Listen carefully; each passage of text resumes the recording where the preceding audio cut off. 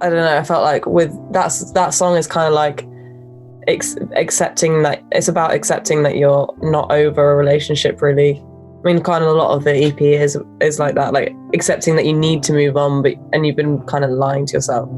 Something's moving. She's the only one I see. Something has to change. And I know it's not very sexy when somebody loves you this much, knows you this well. You've only released your debut album just last year. It seems like you've moved on pretty quickly because Something Has to Change came out only, I think, 6 months or something after you released the album, something like that. Are you someone that just likes to keep moving with new projects, or was it just a super productive time for you? I think I'm either really like, you know, like the tortoise and the hare. Like, my dad always says I'm like the hare, not the tortoise. Like, I will laze about, well, not laze about, but just not be inspired or not really want to do anything. And then when I'm inspired, I'll be really quick and make loads of work. So also the time that's most creative for me is always after I've just released something.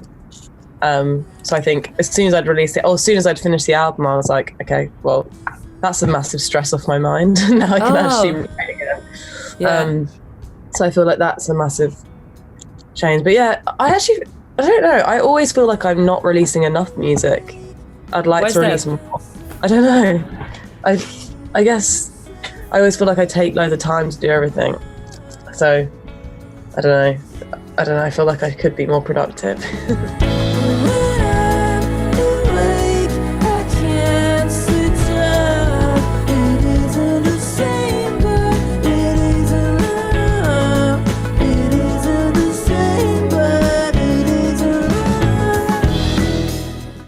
Writing an album or when you're writing an EP or whatever, there's a lot of pressure from myself to finish it and to, oh God, I need to finish writing my album. So then once that's written and that's all done, then it's like, oh, now I can relax. And then usually the first thing I do when I'm relaxing is actually I'm able to write again. So it's one of those ironic things. And how are you relaxing in these times? Like, you've just released the EP.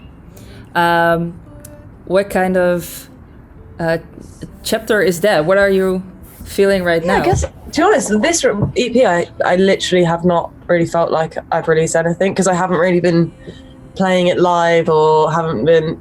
I've like gone on Spotify and seen like the streams or whatever, but it isn't. I don't know if it's because I've done it quite a lot now, releasing stuff. But I kind of, as soon as it's less of the release and more like when everything's mastered and finished. Then I kind of just never think about it again. And everything on top of that is a bonus, you know, like, I don't really fixate on maybe on the first day I'll fixate on people's reactions, and then after that, I sort of don't really care. Yeah, really? Are you able to just... Yeah, block it out. I kind of, in fact, like this time I was looking at YouTube comments and I saw like a couple of mean ones, and I thought I'd be really badly affected by mean comments. I thought, because I never really got them before that I've seen. And then I saw like a couple of mean comments and I was like, it genuinely made me laugh because it was really like stupid comments, and I actually quite liked it. Where I don't really, after it's released, like obviously if it's life changing, it brings you success, then you think about it. But I don't think about it in terms of like, oh God, I hope this song gets to like 2 million streams by the end of the week or whatever. I'm kind of like, whatever. Yeah, yeah. Probably good. It won't get to 2 million streams. So how was that like 2 weeks ago? You were waiting till midnight on Spotify and then, seeing the Instagram comments, having 24 hours of fun and then moving on? Yeah, comments were mainly because it was like I was releasing a photo, like a self-portrait, and I was more interested in kind of if people, I didn't know what the reaction would be to that. I didn't know what it would be, so I was kind of like, oh, I don't know. I hadn't released a cover with me on the front of it before. Yeah. Like artwork. So, and also because I'm naked in it. So I was like, I don't know what people have to say about that. But everyone was very nice. Yeah. Like when or why did you decide to shoot that photo yourself for the artwork? Well, one of the reasons being that obviously socially distancing, I didn't really want to. But the main reason, really, because I'm sure I could have easily socially distanced and been 2 meters away from the photographer. The main reason is just like, I was like, this is a perfect opportunity to not have my photo taken by someone else. Yeah. Like I had I had some time to kill, and I decided it would just, I don't know. It's a dangerous game because I don't know if I really hate having my photo taken. I hate it. But when I'm taking it, it seems to be okay because I can see how I look and delete images. Baby got a face like thunder, and you question your lover. Does she really believe? This time of social distancing and a little bit of self-isolation, was that also the case when you were making this EP, this new music? Was that during isolation or was that immediately after the album or something like that? It was pretty much straight away. I did most of it in I did some of it in the same studio that I did the album, and then I did some of it in LA, and then I guess we just finished it off kind of on laptops. But that kind of it, we always do that. It was just probably Dionne got finished just within the lockdown, but like mixed stuff, so it wasn't really. Yeah. I found writing during the isolation actually quite difficult because it wasn't very inspiring, and all I could hear was like the insane amount of albums that are bound to come out about like being at home or like being away from someone or like being stuck. Yeah. Like I just couldn't. I didn't want to partake in that. I sense it's not the best time to be trying to fuck with your head and digging up old ground. So squash it down. Dionne Warwick makes an appearance in the lyrics. Yes, yeah, she does. I wish she doesn't make an appearance in the song, sadly. But another musical. One of my musical heroes does, Justin Vernon, which was amazing. Kind of like a crazy thing that happened. And it's always been like, I've always just really wanted to do a song with him or do something musical with him. Yeah. Because I'm such a fan. But yeah, Dionne, it's about that. There's a lyric, there's her, I mention her name and then I mention a lyric of her, one of her best songs. My storyline. How your past becomes your present if it's always on your mind. We played Dionne Warwick, we'll go by.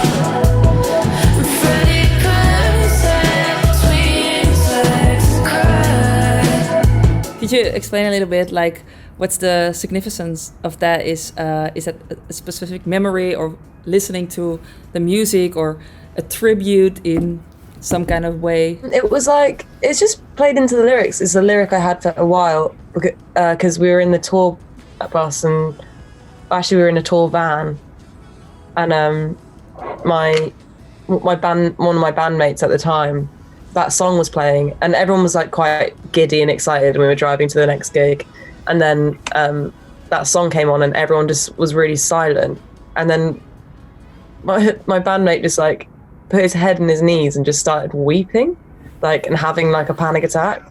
And for some reason, like, it really affected me because it was like everyone was going sort of like pretending that we all felt fine. We were really far away from home. But sometimes, like, when a song is like one of those perfect songs that sort of, I don't know, like talks about relationships or like sort of has the message of like heartbreak or truly expresses those feelings, and it can like really dig into your soul. And it kind of just made me like, it kind of symbolized quite a lot for me, like the way that what he was feeling. I really related to that. So then that moment was just stuck with me for a while. And it's kind of like, I guess it's the feeling of most of the time feeling okay, and then sometimes everything can just overwhelm you, and it's like an acceptance that you're actually not doing that great. I guess that's what that symbolizes for me. That song is kind of like accepting that, it's about accepting that you're not over a relationship, really. I mean, kind of a lot of the EP is like that, like accepting that you need to move on, and you've been kind of lying to yourself. And when you lie to yourself, like usually it comes out and you break down. And so that, me talking about Freddie crying is kind of like, it's just showing that, it's just talking about that, really, which is what the whole song is about. I keep looking for something, even though I know that it's not there. What is the year gonna look like for you? I'm gonna just focus on recording until I have another album to tour, and then hopefully by that time it will be slightly more back to normal and I can play actual shows. To be honest, like, not being able to tour isn't the worst thing in the world for me right now. Like, I needed a break from it. And I really like missing. It's nice to miss doing that, because obviously when you've played like 100 shows in a row, it's just like you never want to think about ever going on a stage again. So you're hating it at the time, like almost like being on the road the entire time, and then yeah, by like the 3rd month in or something of like a touring run, I just hate it. I'm just like, it just feels like the first few shows, or even the first 20 shows, feel like magical and special, and like you've got these new songs out, and then by the end, you know it so well, and everything feels so done and like redone that it almost feels like a lie. Like, but then saying that, there is always like there are always times where like a show will be particularly special, and I'm not like not having fun. Like, I like it when I'm doing it. It's just like the process of it is quite.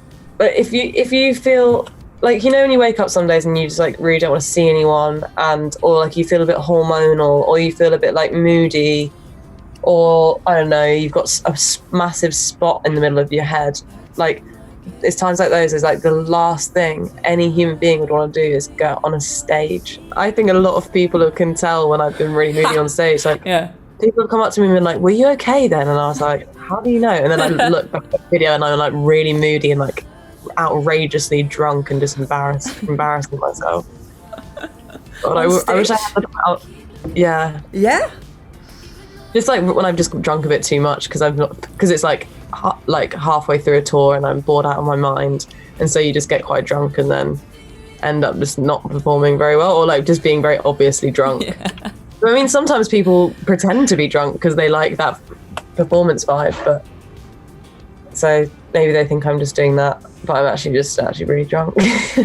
This reminds me of like the 1975 last year when they were doing a Dutch festival. Like, I loved the videos because Matthew was, you know, with this glass of red wine the entire gig, and people were like, "Is he drunk?" I was like, I don't care, but just the way he is owning the stage and just so classy with the bottle and the glass of red wine, was like, oh. Yeah, I feel like I want to be him, you know? He puts it on a little bit of... He does that, actually. Puts it on, like, the opposite of what I do. Like, he won't actually be that drunk, but he'll be like... Whoa. Yeah. Whereas I will literally be like, I'm really drunk. And I'll try and be sober, and I'll just look like I'm like a rock star.